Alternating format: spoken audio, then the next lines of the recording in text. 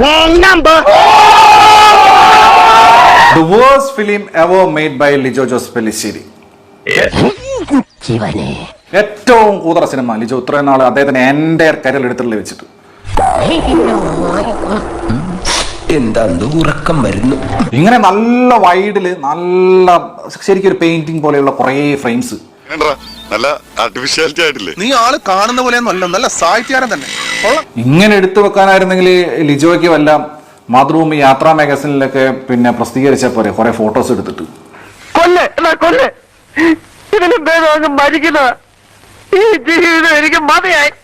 ഞാൻ പറയാം.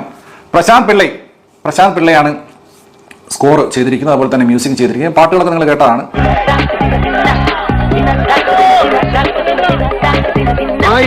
ഇതുപോലെ ഫാൻറ്റം ഫ്ലക്സും വെച്ച് ലാലേട്ടൻ ഇത്രയും ബിൽഡപ്പും കൊടുത്ത് ഇത്രയും മസിലും പെരുപ്പിച്ച് മരണ ഫൈറ്റ് ചെയ്യുമ്പോൾ അവിടെ വില്ലടിച്ചാൻ പാട്ടാ. എന്തോ പ്രശാന്ത് പിള്ള ചെയ്തു വെച്ചിരിക്കുന്നത്. ഓക്കെ,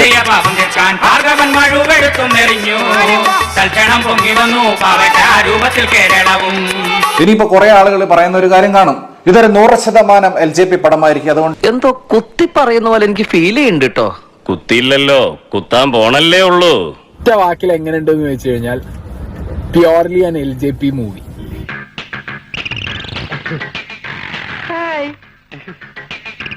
ഞാൻ LJPയുടെ കടുത്താരാധകനാണ്.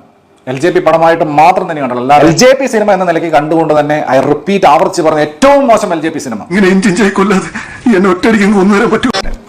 ടിനു പാപ്പച്ചൻ പറഞ്ഞിരിക്കുന്നത് ഇങ്ങനെയാണ്, തിയേറ്റർ കുലുങ്ങുന്നു.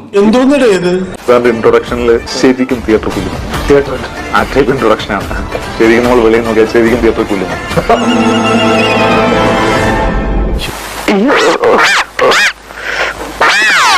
തിയേറ്ററിനകത്തിരുന്ന് എനിക്ക് തോന്നിയത് തിയേറ്ററിനകത്ത് വിസ്ഫോടനം ഉണ്ടായിരിക്കുന്നു, വലിയൊരു പൊട്ടിത്തെറി. ആ പൊട്ടിത്തെറി കാരണം ചിലപ്പോൾ തിയേറ്റർ കുലുങ്ങും എന്നായിരിക്കും അദ്ദേഹം ചിലപ്പോൾ ഉദ്ദേശിച്ചത്, ടിനു പാപ്പച്ചൻ.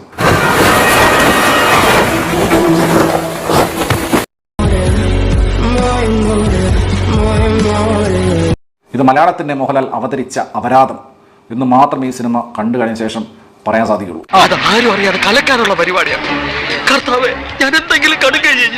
ചക്കക്കുരു പൊട്ടുന്ന പോലെയാണ് ഫൈറ്റ്. നമ്മൾ അറ്റ്മോസ് എന്ന പടം കാണും, ഇതിൽ അടി കൂടുമ്പോ പറഞ്ഞിട്ട് ഇങ്ങനെ കളിക്കുക ലാലേട്ടനും മല്ലന്മാരെല്ലാം കൂടെ.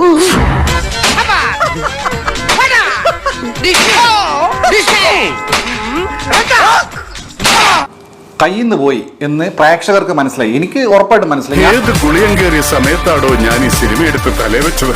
ഞാൻ പിന്നെ ഇത് ആസ്വദിക്കാൻ ആരംഭിച്ചു. I change the gear to the മലങ്കൾട്ട്.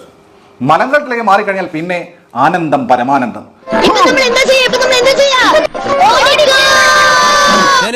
ഞാൻ പോകുന്നു. Bye by.